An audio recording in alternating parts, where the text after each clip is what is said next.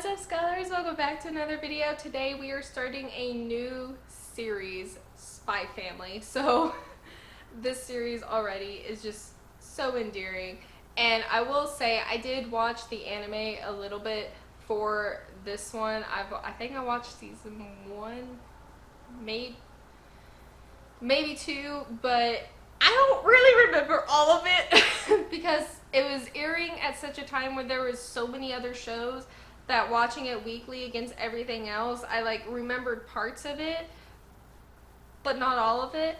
I just remember I'm like, wow, I really want to read the manga.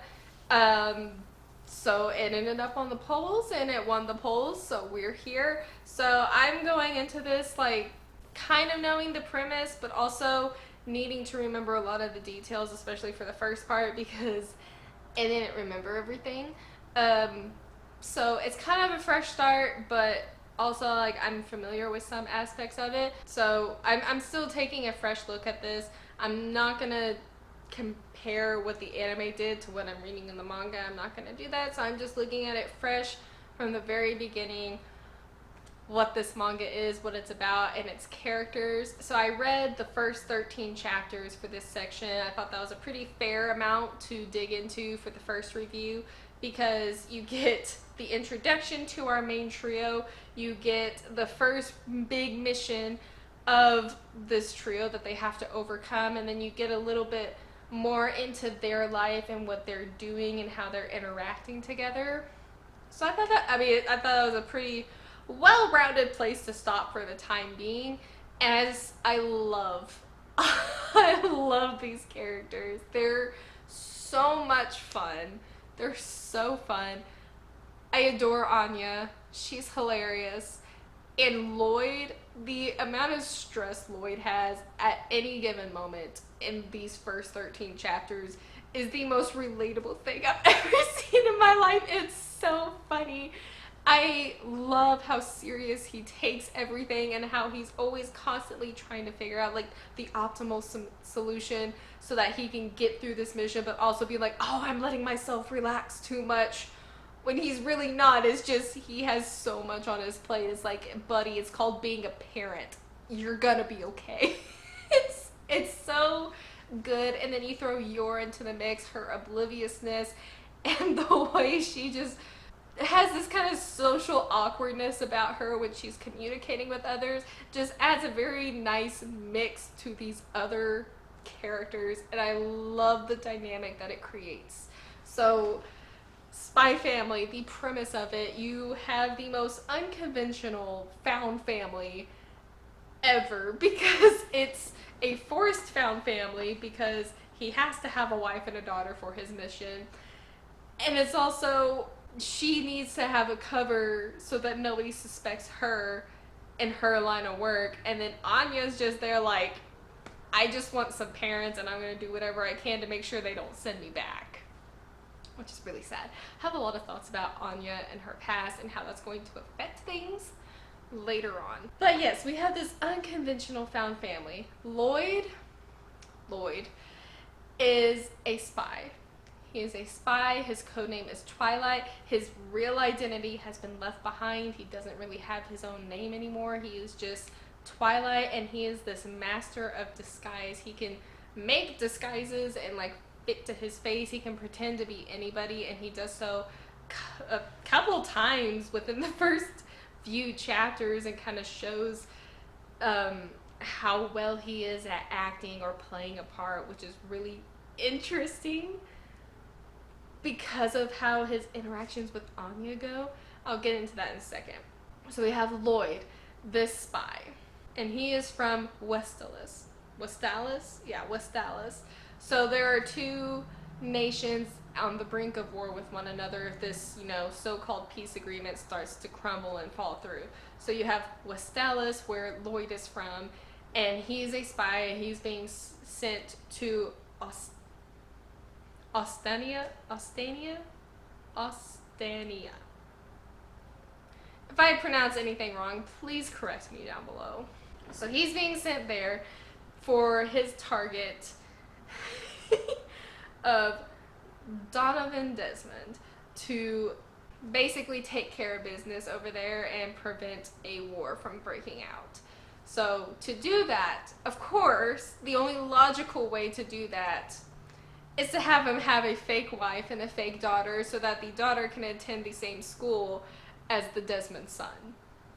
It's the right amount of like believable absurdity that I just absolutely love. And Lloyd is such a stoic character, but he's also so expressive and emotional. Like, as much as he tries to suppress it, as much as he tries to pretend that he just is a very straight faced person, both Anya and Yor break him of that so easily. And just like the first 13 chapters that I've read, he just gets taken by surprise by them. He's shocked by their actions. Like when Yor is explaining to Yuri that she just forgot to tell him that she got married, the look of shock on Lloyd's face, like he just can't hide it. And even with Anya, some of the things that Anya does, he just can't keep those emotions buried, and he can't keep a straight face with them. And I think that's so funny for a man of like 1,000 faces, this man who's so good at acting and portraying things. These two people break that facade really easily, and I love that. I really love that because it adds to their dynamic. But yes, you have Lloyd, the spy. And then you get Yor. She is an assassin.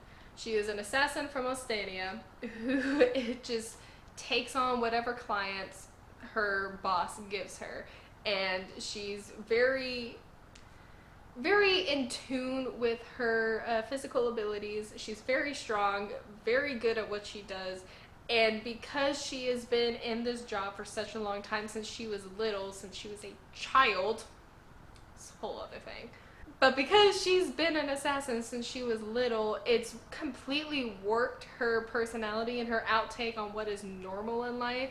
And it really affects how she interacts with other people, and it makes her very socially awkward in certain places, and how she views objects, like how Lloyd caught her, she was just like fawning over this knife, how sharp it was, or when he caught her in front of the picture of the guillotine. So she's a little bit of an oddball. But she is a very caring person. She's a very caring person at heart, and it shows in the way that she approaches Lloyd, how she doesn't want her brother to worry, so she's going out of her way to ask this stranger to cover for her. And she's very honest, despite the fact that she hides that she's an assassin. She is a very honest person and kind of upfront about a lot of things. And you can really see her kind and compassion, or her kindness and compassion shine through regarding Anya, and how their relationship starts to develop, and how she's like, well, this is a fake marriage, a fake relationship, but I still want to be a good mother for this child. And how protective she gets over Anya, whether it's at the when they were doing the interview to get into Eden, and she got so protective over Anya because that guy made her cry, or if it was at the grocery store when she saw people trying to kidnap Anya, and she just goes ham on them, and she's like, I am this girl's mother.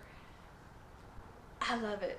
I love good dimensional characters who have more than one aspect to them, and all of these characters are giving me that. And so you get Yor is an assassin, Lloyd is a spy. They are married, and neither of them have any idea who the other are. It is like one of the premises of this show is that, oh, many people have sides of them that they don't tell, it's a secret. And, you know, these professional con men, essentially, is that you have a professional spy who is conning his wife, who she is conning him, and then Anya fits into the middle of this perfectly as someone who can't be conned because she's a telepath. So, because she is a telepath, because she can read people's minds, she instantly knows, oh, he's a spy. Oh, she's an assassin. This is going to be so much fun. I love it. I love it because it just kind of rips the whole like idea of facade and like hiding things and operating in that manner of secrecy. It kind of rips it all away because we have a character kind of right in the middle who can observe everything from every situation, every aspect of every like of where people stand, their perspective, because she is a telepath. We see the downside of her being a telepath in this often with the association with crowds, how she often, those thoughts are so heavy and they're so frequent and they're overwhelming that it ends up hurting her. But we also have the times when that really comes into play and that really comes to her benefit, especially like when she's doing the interview and she's able to read Lloyd's thoughts and she's trying to repeat what he's saying, or when she knows what others are thinking about her, so it kind of helps formulate what her response is going to be. It's very interesting, and I love that Anya, as their daughter, just has this role of being the observer, of being the one who sees everything going down, who knows why it's important that this mission succeeds, but also she has her own stakes in this mission too, because she knew why she was being adopted, but now she's like, I don't want this mission to fail because I want him to keep me. I don't want to be sent back, because she has a pretty big fear of abandonment, I believe. She had been sent back like 4 times from when she was fostered out or adopted. She'd been sent back 4 times. And Anya, sweet Anya, was in a child experiment for some scientists that they were trying something, and they ended up creating her with a telepathic ability. And of course, I'm wondering if this is going to come into play or if this was just like a nod to it, but her test subject name is 007. Don't know if that's going to come into play at all later, but it is quite interesting.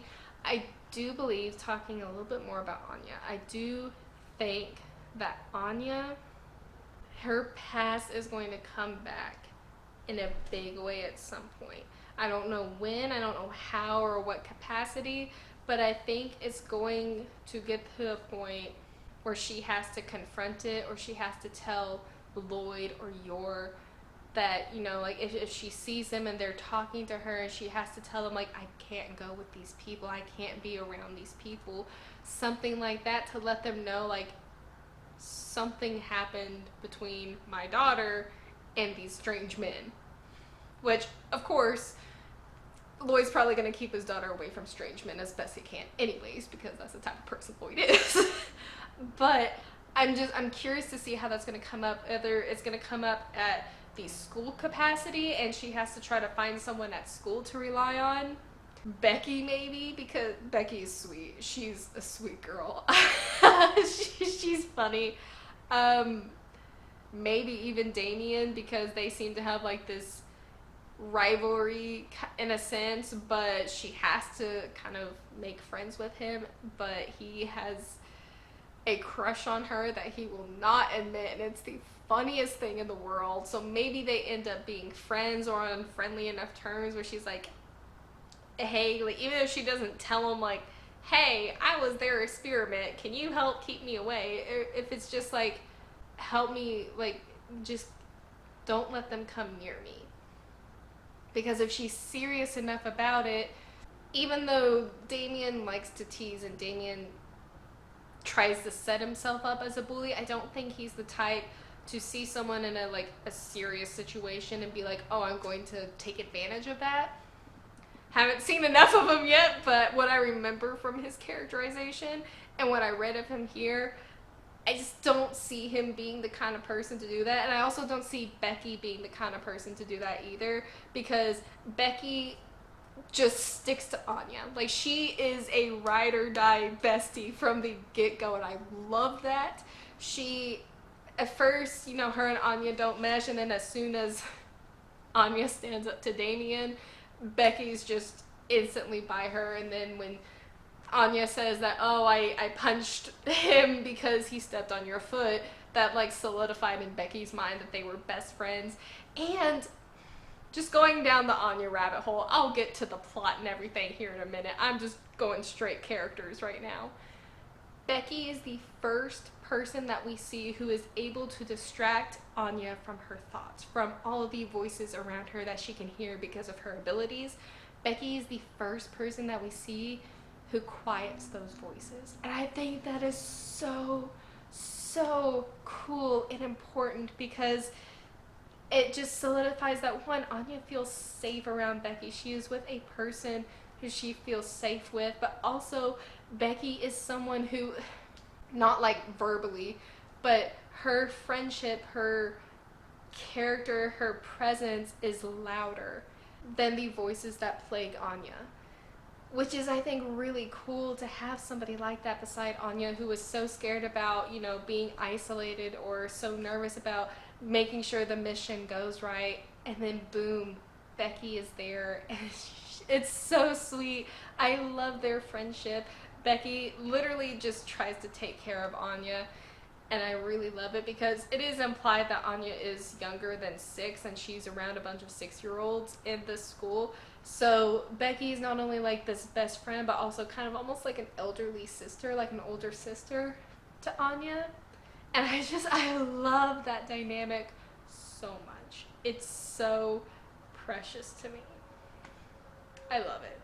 But we have our main trio. We have Lloyd, Yor, and Anya, but we have some really fun side characters. I'm going to mention 3 so far, or 4. I'll mention 4 and then we'll talk about, dang it, no. I'm going to mention 5 of them and then we'll talk about more of them later on. So you have Frankie. He's so funny. He's going to be the fun uncle to Anya, and I love that. Frankie is so funny. He's the informant for Lloyd. He's Lloyd's like go-to person for information and for gadgets and for missions and for anything. And it's great. I love their little friendship. It's hilarious. And Frankie being with Anya is just trouble waiting to happen. And I love it. And how Frankie goes along with Anya's antics and like really hypes her up for things or plays into what she's doing is great. I love it. He's so funny. Then we have, of course, Becky. So Becky is, like I was just saying a little bit ago, Becky is a fantastic friend to Anya. She started out a little stuck up because she was like, oh, this girl looks lost, I'll take care of her. But then she really warms up to Anya and starts really taking care of her. I love her so much. She's a rich little lady. She acts like it, but she's also very sweet. And she is really funny. Sometimes, like, she unintentionally makes backhanded compliments or backhanded insults to people. How when they were trying to call Anya ugly, she's like, hey, she's not as pretty as me, but you can't call her like ugly. Like, it's so funny because she was trying to stand up for Anya, but like unintentionally kind of insulted her at the same time. It was really funny. I love Becky. I love how she is there for Anya. She's there to support Anya and she wants what's best for Anya. Love her.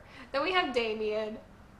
I just have a feeling, like this gut feeling, that Damien's gonna be one of my favorite side characters. I just know it. Like his little tsundere characterization when it comes to Anya, because he's got this big head because he's a Desmond, you know. He's got an older brother at the school, and then his dad's this big hotshot, and so he tries to like play it up and says, oh well, if your parents are important enough, maybe I'll let you be my friend, and really just plays into that so much, and then tries to bully Anya when she doesn't seem affected by it, which is so funny. When Anya makes that face, that hit face, it's so funny. And then when they're starting to bicker with one another, and then they're both getting in trouble, and he starts picking on her and teasing her even more, and Anya's sitting there and getting so mad with that big smile on her face, and she's like, mama's a liar. Smiling didn't help. So funny. And then Anya, of course, ends up decking him in the face. What a satisfying punch, because Well, I like where Damien's character is going. He definitely deserved that. That was deserved. He gets punched. He starts crying. That whole debacle happens. And then when Anya comes back, knowing that she has to apologize for the sake of the mission, she tries to apologize, and Damien can't get Anya out of his head for some reason. He's like, nobody in my life has ever struck me before, not even my older brother. Nobody has treated me like this girl has treated me. And she's this girl, and he just can't get her out of his head. He's just like fixated on her because he doesn't understand why. He doesn't understand anything. I mean, he's 6. And it's so funny. And then we see his kind of point of view of her, and it's so fun. He definitely has made an image of Anya in his mind now that he doesn't understand. And when Anya finally does get to apologize and she starts crying because she's reading his friends, like she's reading their minds and hearing all the insults they're talking about to her, and she starts crying, and then Damien just like gets hit in the feels because she's crying. He's like, I can't believe, you know, she was so hurt by what she'd done that she'd be crying. And then he's just like, no, what is this feeling in my heart? Oh, me and this girl? Absolutely not. And then he just yells at Anya, and he's like, absolutely not. I will never accept your apology. And he runs away. I think it's hilarious. I can't wait for more school shenanigans because it's going to be so funny because of the dynamic that they have. It's fun. It's fun. It's going to be really interesting to see how that progresses or regresses throughout the course of time. We'll see how it goes. But I think they're rivals, but they're enemies, but they're friends. They're like frenemies, I guess, at this point, because he's not going to admit anything. So Damien's a fun character, in my opinion. And then we get Master Henderson. He's a really cool, elegant character. He's a hoot. He's a hoot. How he reacted to everything that the Forgers did, which side note here, I think it's really funny that their fake family's last name is Forger. Like, it's forged. I just think that's very kind of like an on-the-nose thing. Thought it was funny. That aside, back to Henderson. He is a fun character. He is elegant. He will stand for nothing less than elegant. And when he sees everything that the Forgers are doing, he's like, I can't believe how elegant these parents are, even though their daughter like barely passed the written exam. They should be down at the very bottom level, but oh my goodness, they're surprising me. And then he ends up standing up for the Forgers whenever that guy makes Anya cry, and then Lloyd stands up for his daughter. And then Henderson ends up decking that guy in the face. That was another we got 2 satisfying punches in the first 13 chapters. That leaves me a very good feeling going for. I mean, there are several other punches in here, but those are like the top 2 most satisfying of the first 13 chapters. And I love it. And Henderson is the one who's in charge of Anya's class, and that's just gonna be fun. Very excited to see where that goes. So he's another one. And then the last character that I'm going to talk about, side character I'm going to talk about, is Yuri. Yuri is Yor's brother, who is quite eccentric and loves his sister quite a bit. He, to me, is interesting. Like, he's not a bad character. I know the whole sister complex is a very popular trope within anime and manga. So sometimes it gets overdone, sometimes it's played for jokes. I've seen it played for jokes really well in one show, but a lot of them it's just weird. But Yuri kind of teeters on that balance of it's played for gags, but it also is connected to like his past trauma. Like, he actually has a legitimate reason why he's so attached to his sister. It's too early to tell, but it'll be interesting to see how that's played as the story progresses, because Yuri, as a character, he was raised by Yor. Their parents died really young. She took on the role of having to provide for them. She got a job as an assassin to provide for them and would always buy him things, and that really instilled this desire for him to want to provide for her and want to do better for her so that he could pay her back for all the kindness and generosity that she showed him, because he knows how much work that she had done for him to take care of him, and he wants to be in a position so that he can take care of her, so he can pay that back essentially. And yes, it develops into something a little too obsessive. It's easy to see, at least in this circumstance, it's easy to see why. Because of how their circumstances growing up were. But Yuri is also more than just someone who loves his sister. Like, he is very good at his job. He can be very intimidating when he's interrogating people, because he plays it off as being all happy and exciting, asking questions, and then it's like, boom, a switch is flipped, and he's like slamming this guy's head down into the counter. And of course he brings up the aspect of family to it, because he's like, I would never do anything to endanger my family. I would never do anything that would hurt my sister, and yet you're doing this, committing treason that hurts your wife and all these other people. I don't understand it. So it's very interesting, but Yuri is also in a position where he is Lloyd's natural enemy, natural nemesis. Yuri is on the Secret Service, like state police, and Lloyd is a spy. And Yor is in the middle of both of that. Lloyd knows who Yuri is. Yuri does not yet know who Lloyd is.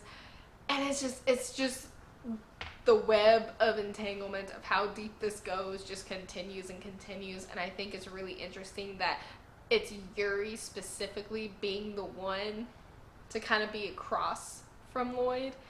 It makes a very interesting dynamic, and I'm really curious to see how that plays out, because Yuri wouldn't want to do anything that could hurt Yor, and at this point, if something happens to Lloyd, it's going to hurt Yor.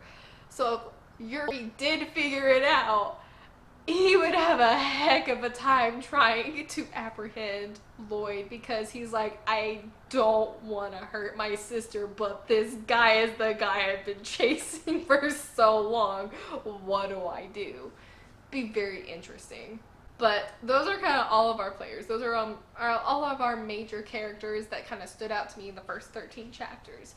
We have a lot of characters. We got a pretty good cast, and we have some very interesting plots. So first big plot point was that Lloyd got the mission to begin with, and he got Anya as a daughter, and then got Yor as his wife to kind of fulfill that requirement so that he could get into Eden College, to have that acceptance and to have that interview so that he could truly begin his mission. So for the first like 5 to 6 chapters, I think, is all pretty much groundwork of getting to the start of the mission, essentially. Because that acceptance into Eden, when they actually get into Eden so that Anya can attend, that's when the mission can actually start.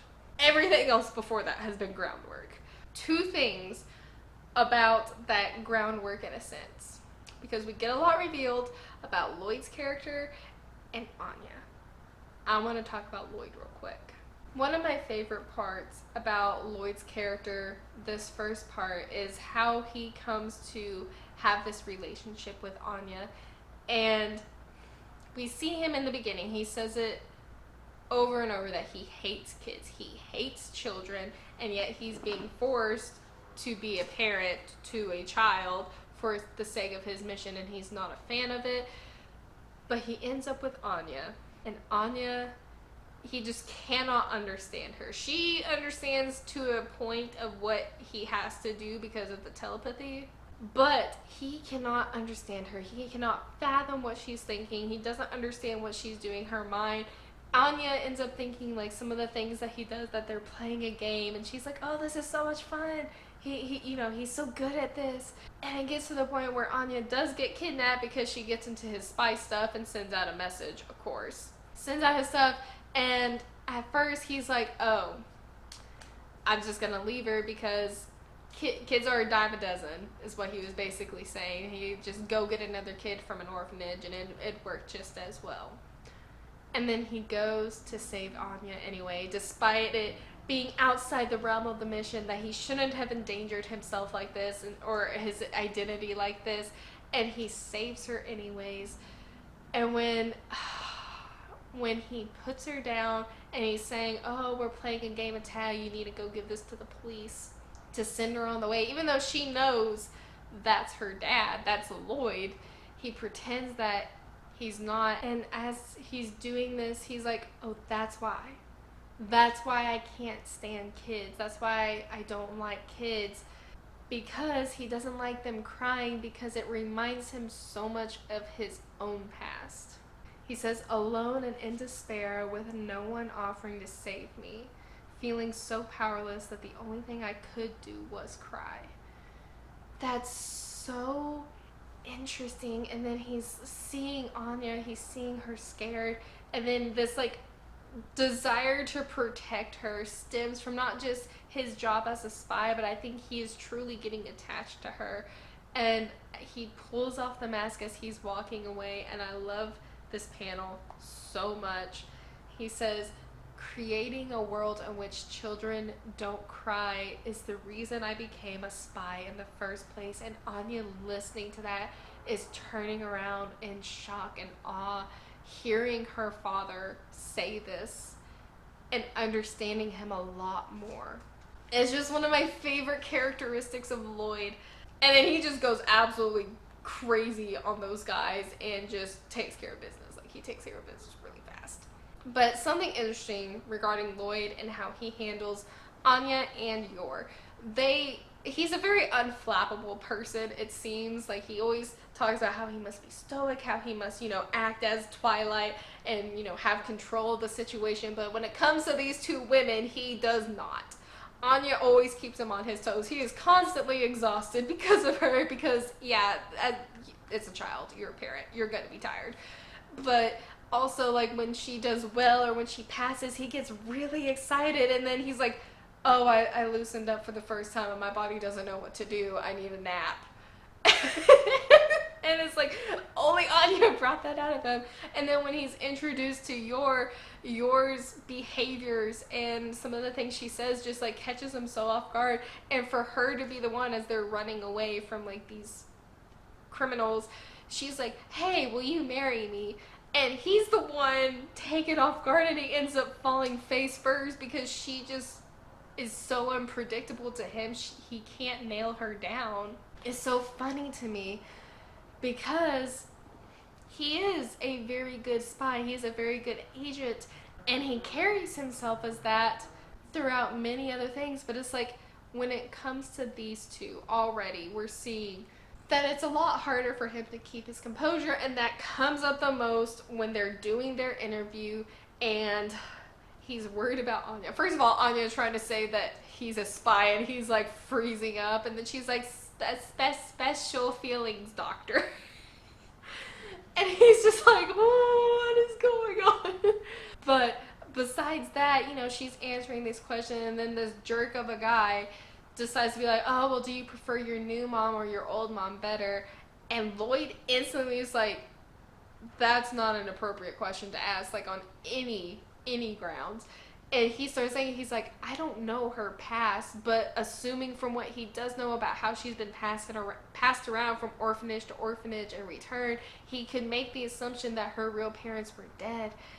And that just kind of adds fuel to the fire when he sees her cry, especially after hearing her say that him and Yor were a perfect 100 points.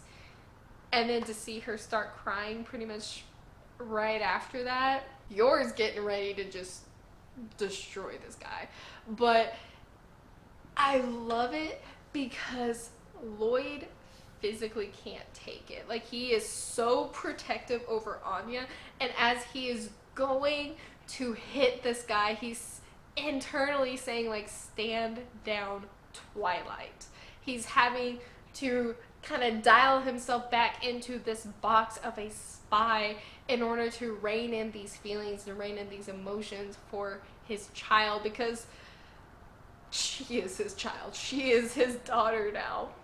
And he's having to try to rein that back in, to squish it into that little box of saying he's a spy and nothing else matters.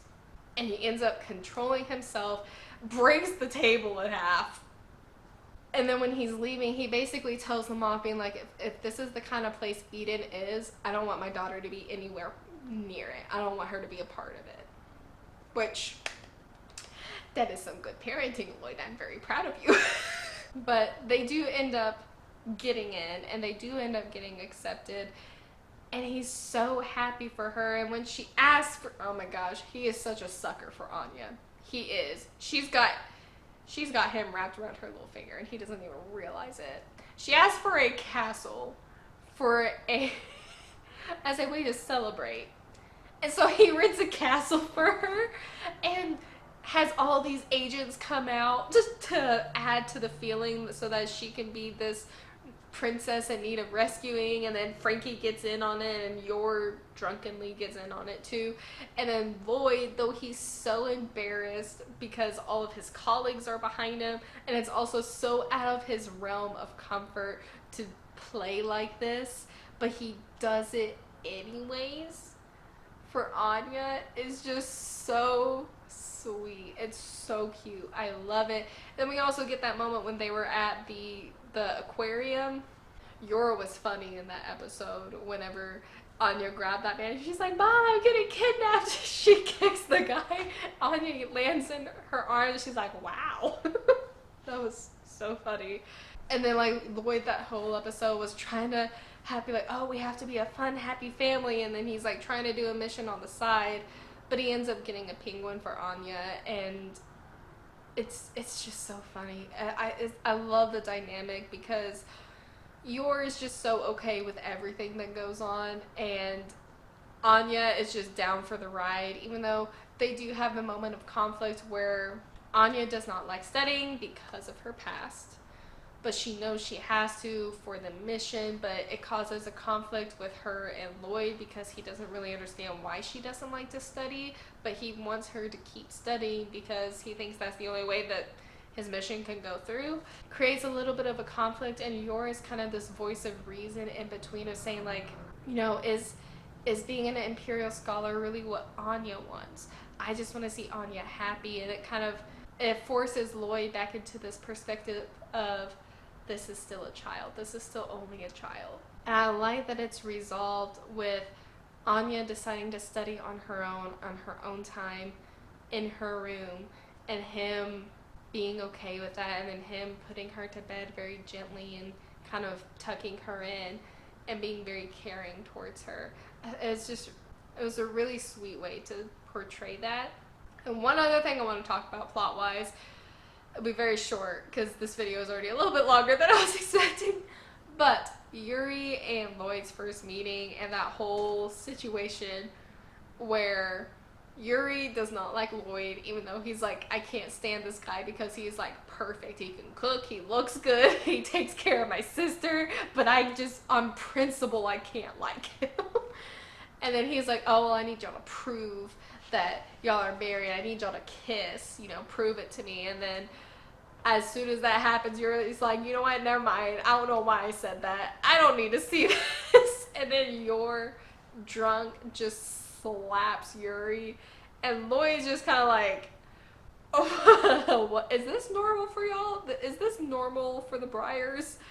It's so funny. And then Lloyd ending up being jealous of Yuri and Yor's sibling relationship, because he's never had that. He's never been able to get close to somebody like that. And even if it is a little kooky, even if it's a little questionable and concerning at times, their love for each other makes him jealous, because he's never had that. And it's something deep down, something he wants, but he's unsure if he can have it because of his occupation. It's all good stuff. It's all good stuff. So that is my review of the first 13 chapters of Spy Family. I'm really loving these characters. I think the plot is good, and I don't know how fast it's gonna move. I don't know where it's gonna go, but if this series ends up being more character heavy than plot heavy, I am totally okay with that because we have such a good cast of characters. I am totally fine delving into them more. So we'll see where that goes. We'll see how this series pans out. I'm really excited for it. I'm not sure how I'm going to be breaking these up. I just kind of did this section together because it kind of seemed like it was a good wrap up for like the first part of the story of where they were and what was going on. So that's why I kind of cut it off at at the end of chapter 13. But I'm not sure how I'll kind of split it up from here on out. If y'all have any suggestions for me, I would love to take them. Other than that, look forward to the next review that'll be coming out. I will be doing Dr. Stone next week, so be on the lookout for Dr. Stone. That one's going to be very interesting. I am excited to get into that series at last. It's been on my to-read list for so long, way too long. And I'm finally getting to read it. So that's going to be fun. And other than that, if you want to see any of the other series or reviews that I've done, be sure to check out my channel. If you want early access to any of my videos, be sure to check out my Patreon down below. And I think that's about all. So thank you all so much for watching, and I will see you next time, scholars. Bye!